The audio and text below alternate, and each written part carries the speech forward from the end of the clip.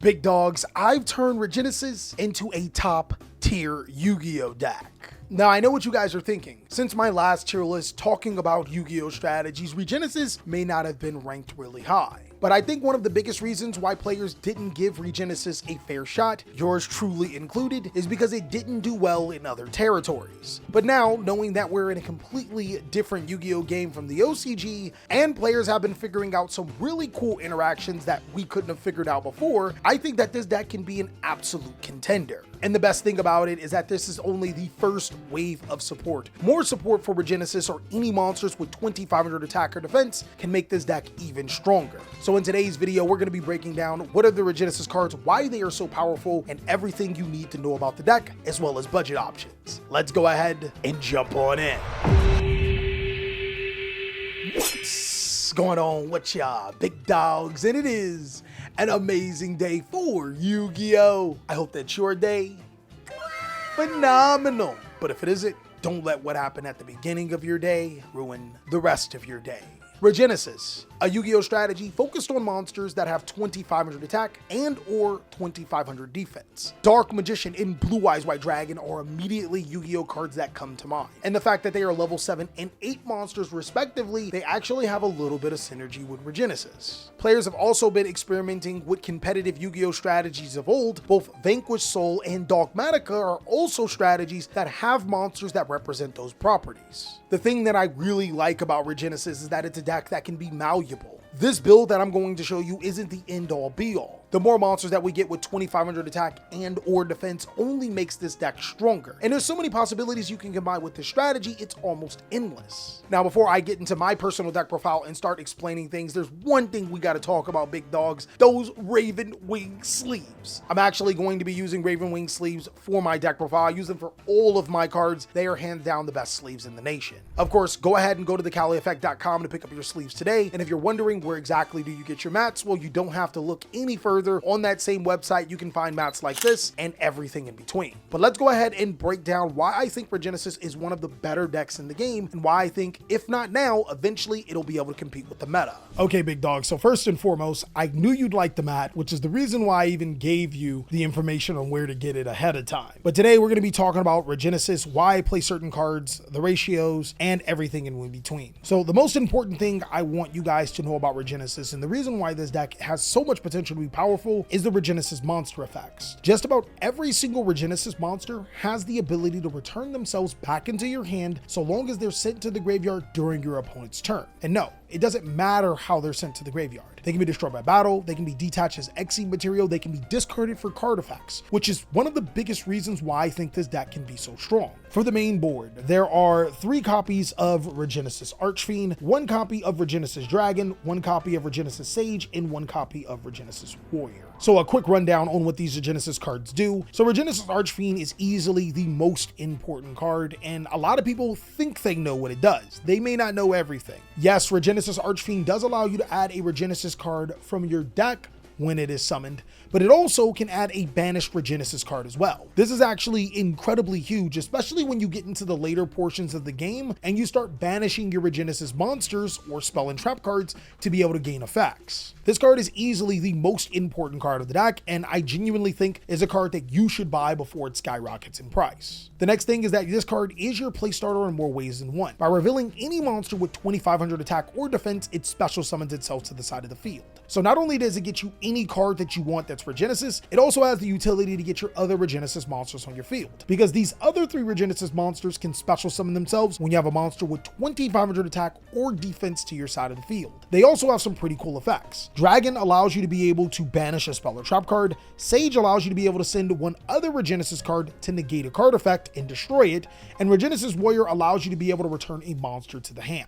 Really important that I must emphasize that Regenesis Dragon and Warrior tribute themselves, while Sage must send another Regenesis card to the graveyard in order to activate its effects. It does in turn make the engine a little bit tricky to play. You don't get a free negation because you need to be able to play enough Regenesis monsters to support that. Keep that in mind if you're building your Regenesis variant. Another thing that I want to mention is that first thing I talked to you guys about. If these guys use their effects to send themselves to the graveyard to disrupt the opponent, if you're using it on your opponent's turn, they return back to your hand. hand, so also keep that in mind. They're also level 7 and 8 monsters respectively, so they allow you to make some pretty cool plays we'll talk about a little later. Next, to complement the Regenesis cards, there's 3 copies of Regenesis Code and 3 copies of Regenesis. I want you to think of Regenesis Code like Emergency Teleport. It special summons a Regenesis monster to your side of the field. The drawback is that it's sent to your graveyard during your opponent's end phase, which really isn't a drawback because they get back to your hand. But the next drawback is that you can't special summon monsters from the extra deck until the end of the next turn. So Yu-Gi-Oh players, you're gonna have to be really mindful of what decks you're mixing this with, because it can lock you out of special summoning from the extra deck, which could be huge. Regenesis itself allows you to be able to add a Regenesis monster from your deck to your hand, but if you have a Regenesis monster on your field, you can add a 2500 attack, 2500 defense monster. Now, I scoured through every single monster that had 2500 attack and 2500 defense. While I do like Rescue Ace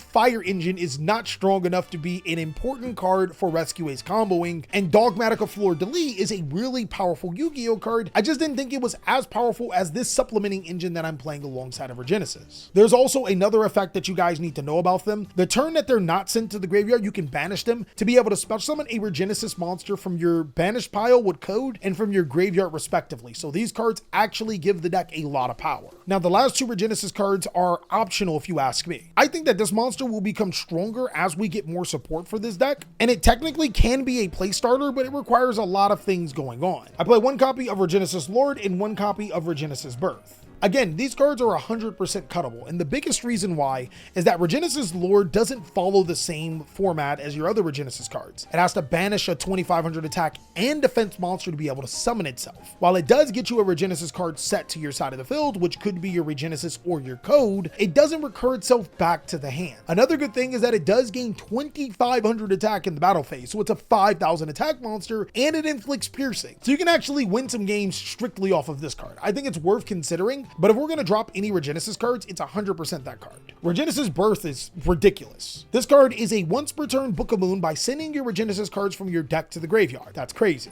It also allows you to be able to send itself to the graveyard to special summon as many Regenesis cards from your banished pile and graveyard. Another crazy effect. The problem with Regenesis Birth is that it is a card that is only good when you're going first though. But I will say you do need a complementing piece for your Regenesis cards. You can't just play Regenesis by itself and consider it as a good Yu-Gi-Oh deck. Fortunately, unlike in the OCG, we have some really powerful Yu-Gi-Oh cards that they don't have that we can play.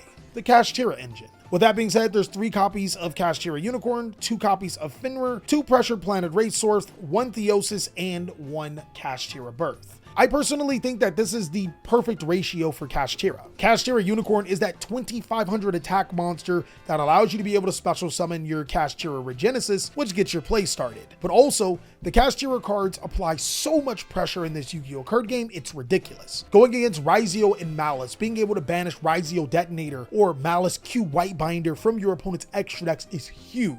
If I'm being so real with you, your opponent has to respect these cards, and when they do, it opens up more play lines for your Regenesis monsters. Also, since the deck isn't extra deck dependent, you can go a full cash engine. You can play more copies of Theosis in Birth if you wanted to. You can max out the Fenrir and the Pressure Planet Racehorse. The reason why I didn't go with that route is because I wanted to play.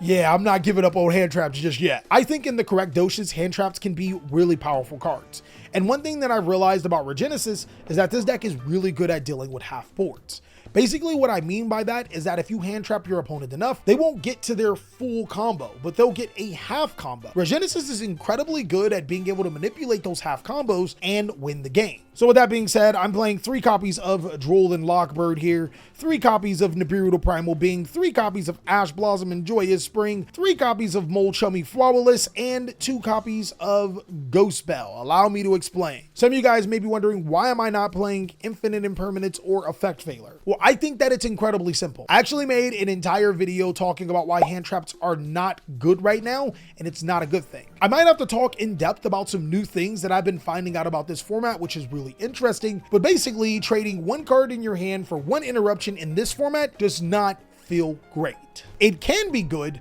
but I'd rather play cards that actually give me a ton of advantage. Now, don't get me wrong, Ash Blossom and Joyous Spring is a card that you can cut.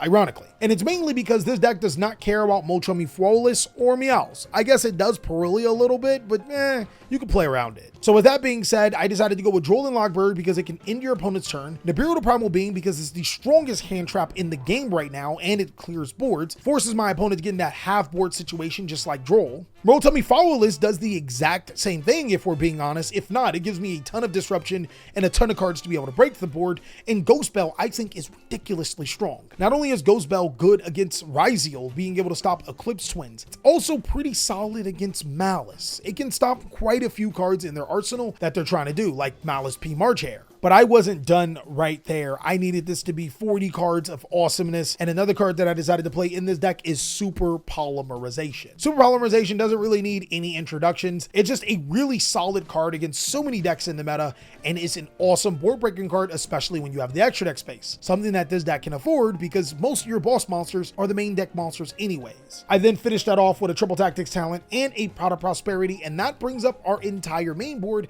at 42 cards. And if you guys don't know much about me, you know that I love 42 card Yu-Gi-Oh decks because not only mathematically you don't lose anything, it actually gives you more options to be able to side in the cards that you need. Some cards that I think that are really good in this deck is Dragon's Mind, a card that says while you control a monster with 2,500 attack, you can negate an opponent's entire card. Then at 2,500 life points, you can set this card back to your side of the field. It almost seems like the card was made for the deck. Another card is Lava Golem, which is crazy strong. Not only does it have 2,500 defense, which means you can reveal it for your Regenesis monsters or summon your Regenesis monsters alongside it in case you take it back, it also allows you to be able to clear your opponent's boards. I think that those cards are ridiculous, especially when you can slot them alongside of the right interruption or hand trap cards, and dealing with half boards, it's kind of crazy. And giving yourself a little bit more leeway without reducing the math is crazy. I might have to make a whole video about why 42 is better than 40, but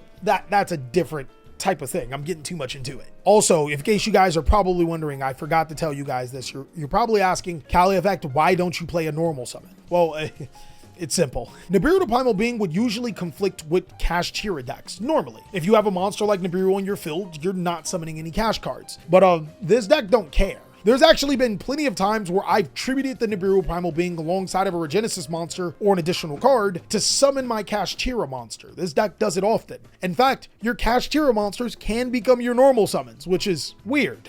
I've also done it plenty of times for Regenesis Archfiend too, so that really doesn't conflict with one another as much in this deck as it would with others. But next, we're gonna move on to the extra deck. Now that I think about it, I probably should play the Donner for hire, the Link 2 monster for hire. That would probably help a little bit more. But the extra deck can be almost what you make it. I play Jirishin and Sword Soul Shinging for the Synchro monsters, in case you gotta summon a hand trap and go for a Synchro summon. For the Link monsters, I play SP Little Knight, and then for my Super Poly targets, you guys are gonna go crazy. I play Earth Golem Adagnister, Mud Dragon of the Swamp, Garua Wings of Resident Life, Starving Venom Fusion Dragon, and Predaplant Triffyverdum. I do not like my opponent. So if I'm being real with you, these three monsters are pretty standard. The Starving Venom Dragon, you actually don't have to play. You can cut for something else. But the Triffyverdum, I think this is a big point of contention. A lot of Yu-Gi-Oh players are playing World Guard Dragon Armalduke, whatever it's called. I think that card's insane. I've been waiting for that card to be powerful for so long. Unfortunately, I'm not sure if it's now, because the only real competitive deck that you're going to be using that against is Malice, and you need 3 Link monsters in order for it to work. On top of that, the card can only attack all of your opponent's monsters, where this card's crazy. This card negates your opponent's summon. I'm not saying that you guys should play this over the World Guard Dragon.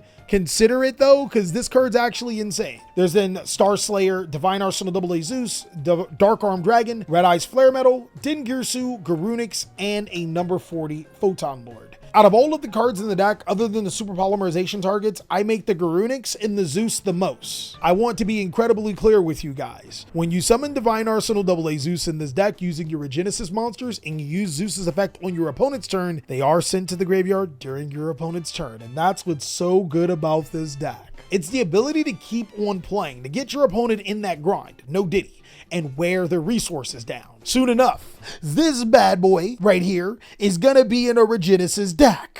I'm not coping. I might be coping just a little bit, right? Also, big dogs, one more thing to talk about. If you guys are buying these cards from TCG Player, make sure to use my TCG Player link. It really does help me. Thank you so much. There isn't much to talk about when it comes to combos with this deck, but I will walk you alongside of an ideal opening and show you what I would do in this situation. All right, big dog, let's say that these cards are your opening hand. Some people would be confused about this because you can either summon the Regenesis Archfiend or you can summon the Kashtira Unicorn. And that's probably why you guys are maybe scratching your head at this point in time. But I'm gonna show you guys that that's not how this deck works. What we're gonna do is special summon the Kashtira Unicorn, and then we're gonna use its effect to be able to get Kashtira Theosis to our hand. We'll then activate the Kashtira Theosis, targeting the Unicorn to be able to special summon the Kashtira Unicorn or Fenrir to our side of the field. Fenrir will then add us the Kashtira Unicorn back into our hands, and now this card actually does mean something because we can reveal it for our Regenesis Archfiend to summon this monster. Now, Regenesis Archfiend's effect will activate alongside here, and that will allow us to get Regenesis from our deck to our hands. I would personally say get the Regenesis, because if you do get rid of this card on your turn, let's say the following turn, you can then banish your Regenesis to resummon this card back to your side of the field. So get the Regenesis. You can also get the Regenesis Code 2, which can put multiple cards, but that's for a different type of playline. But from here, big dogs, you guys have two modes of operating from here. You can activate the Regenesis, use its effect to be able to get your Regenesis Sage, and then special summon itself to your side of the field. That way you have an interruption with Unicorn, you have an interruption with Fenrir, you have 3 cards left in your hand that we don't know, so they can be interruptions. Pretty big reason why we play like 18 interruptive cards. And you have Sage to be able to send the Regenesis Archfiend, and then when this card is sent to the graveyard itself, both of these cards get to your hand. But you also have the Regenesis to special summon the Archfiend, even if your opponent doesn't get this, or if your opponent finds a way to disrupt you, what if or whatever. The other form of operating would be, instead of getting the Regenesis Sage, you actually get the Regenesis Lord. From here, you're going to banish the Regenesis Archfiend to summon the Regenesis Lord and get Regenesis Birth. Regenesis Birth has the ability to be able to send a Regenesis monster from your deck to the graveyard to flip an opponent's monster face down. But then on your following turn, you can then use Regenesis Birth to be able to summon back your Sage and your Regenesis to get deeper into your combos, if not finish off the entire game. And since the deck is so basic, there really isn't much else to talk to you about combo-wise. Everything for this deck is incredibly straightforward, which is why I think that the deck is amazing for beginners and also awesome for players that want to experience another Yu-Gi-Oh deck that could and will actually potentially get stronger. Of course, big dogs, I almost completely forgot about the budget options. Fortunately enough, I think I made this video early enough for you to jump on the Regenesis hype and pick up your cards. And if you are, use my TCG player link. Please, big dog, use that link. A decent substitute for Molchummy Flawless is actually just to play Triple Tactics Thrust. Triple Tactics Thrust is a fairly good board breaker in Yu-Gi-Oh right now and can also get you into cards like Regenesis to your hand. There's not any one-for-one options for Molchummy Flawless, but the purpose of Flawless is to get you more cards to be able to break your opponent's board. Cards like Ultimate Slayer or Harpy's Feather Duster are really good searchable Yu-Gi-Oh cards that you can get for Regenesis, especially since the deck is pretty good at going second. But that's all that we have for the next meta Yu-Gi-Oh deck. You guys have sat in this class for long enough. I want you guys to let me know, what do you think about Regenesis and everything that I've been talking about? Of course, if you want to see more amazing content, then you already know what to do. Go ahead and check out these videos so I can catch you on the next one.